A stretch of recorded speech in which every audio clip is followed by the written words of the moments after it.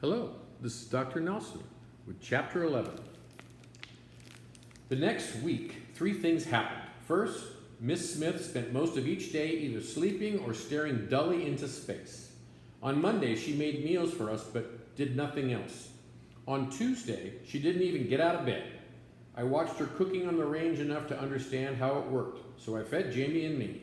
Mid-afternoon, I made Miss Smith some tea. Jamie carried it up the stairs for me and we took it into her room.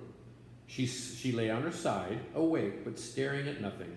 Her eyes were red and swollen. She seemed surprised to see us. "I've abandoned you," she said without moving. "I told Lady Thornton I'm not fit to care for children. I said so." I set the tea on the table by her bed. "Here, miss." She sat up. "You shouldn't have to take care of me," she said. "I'm supposed to be taking care of you." She took a sip and fresh tears sprang to her eyes. "You've sugared it," she said. That was how she took it. "One sugar, no milk." I'd watch. "Yes, miss," I said, ducking a little in case she tried to smack me. "Not much, though. There's plenty of sugar left. I didn't take any, though I'd let Jamie have some." "I'm not going to hit you," she said. "I wish you'd understand that. I'm neglecting you, certainly, but I won't hit you. And I don't care what you eat. It was thoughtful of you to sugar my tea. It was thoughtful of you to bring me tea in the first place." "Yes, miss," I said. "Thoughtful. Is that good or bad?" She sighed. "And we haven't heard back from your mother. Your name is Smith, though, your last name. Until Lady Thornton told me, I was sure you were lying." "Yes, miss." After that business about Hitler, I turned to go. I'd had an eventful morning, and I was hungry myself and could do with some tea. "It's a common enough name, Smith," Miss Smith said, "but still, I thought you were lying."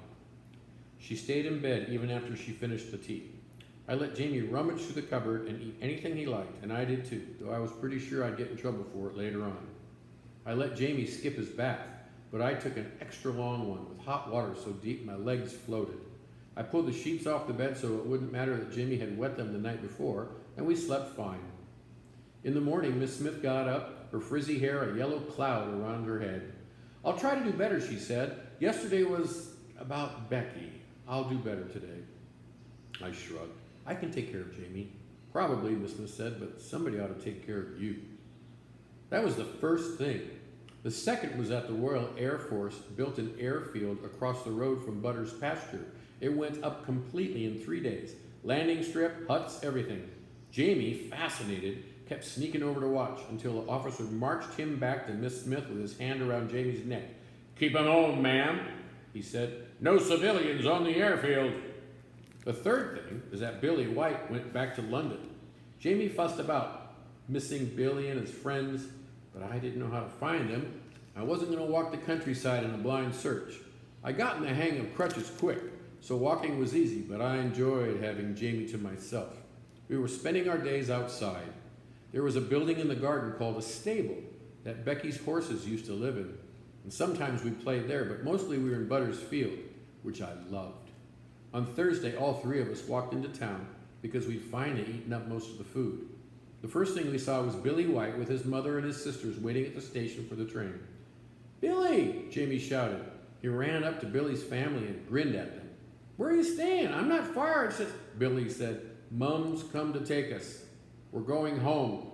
Jamie stared. "But what about Hitler?" he asked. "What about the bombs?" "Haven't been any bombs so far," Billy's mother said. She had her arm around her youngest girl. When I smiled at the girl, Billy's mother pulled her a little bit away from me as though my bad foot might be catching. "And I can't stand it being away from them," she went on. "It feels wrong. I reckon we'll stick the war out together." She gave me a sideways glance. "So that you, Ada? Your mom said as how you'd gone too, but I didn't believe it. Only you weren't at your window." She looked me up and down, particularly down, at my carefully bandaged foot. Miss Smith washed the bandages and gave me a clean one every day. "I'm not simple," I said. "I've got a bad foot, that's all." "I don't know," Billy's mother said, still shielding her daughter.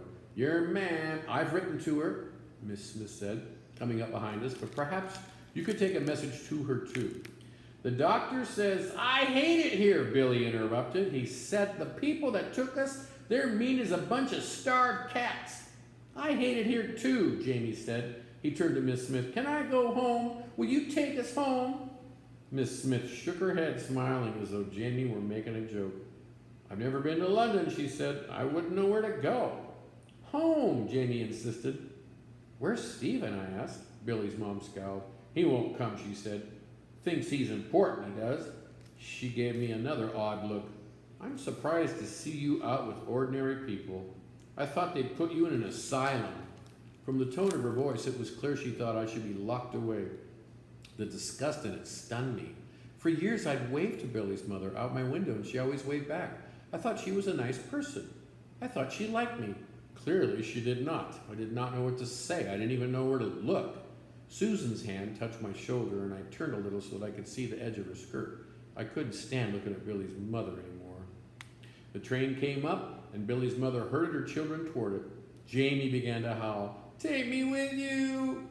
Miss Smith held him back. Your mother wants you here, she said. She wants you safe. She misses me, Jamie said, and Ada will take care of me. Ma'am misses us, right, Ada? Right? She wants us home.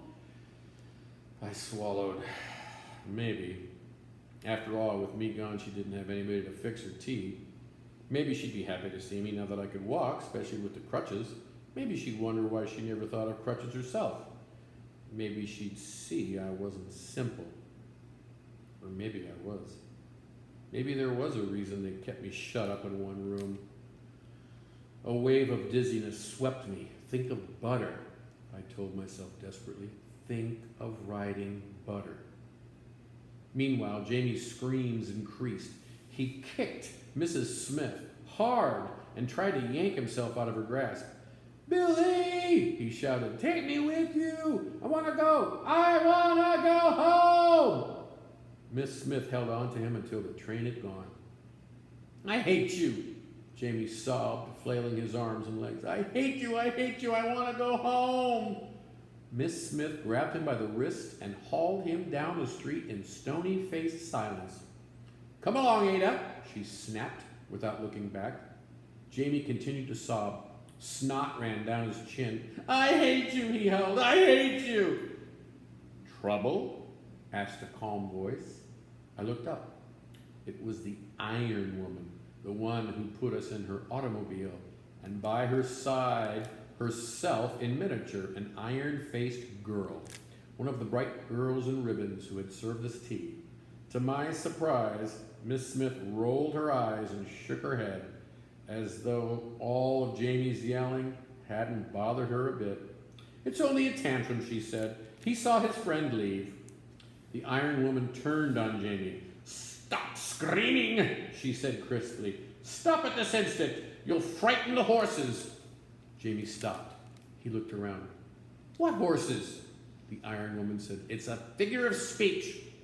To Miss Smith, she said, at least a dozen of them have gone back already. I told them, their parents over there, it is not safe. London will be bombed, but it's no use. Those simple-minded women prefer their present comfort to the long-term safety of their children. Simple-minded women. Simple, like me. Maybe everyone was simple on my lane. The Iron Woman eyed Jamie and me. Yours are certainly looking better. A credit to you. Hardly, Miss Smith said. All I did was put them in clean clothes and feed them. She rubbed stinky lotion on her impetigo too, but I noticed she didn't tell the Iron Woman that. Instead, she said hesitatingly, perhaps if you have hand-me-downs, or if you know someone who does, I can't afford all they'll need for winter. The Iron Lady pulled a clipboard out of her large handbag. She probably held a clipboard in her sleep.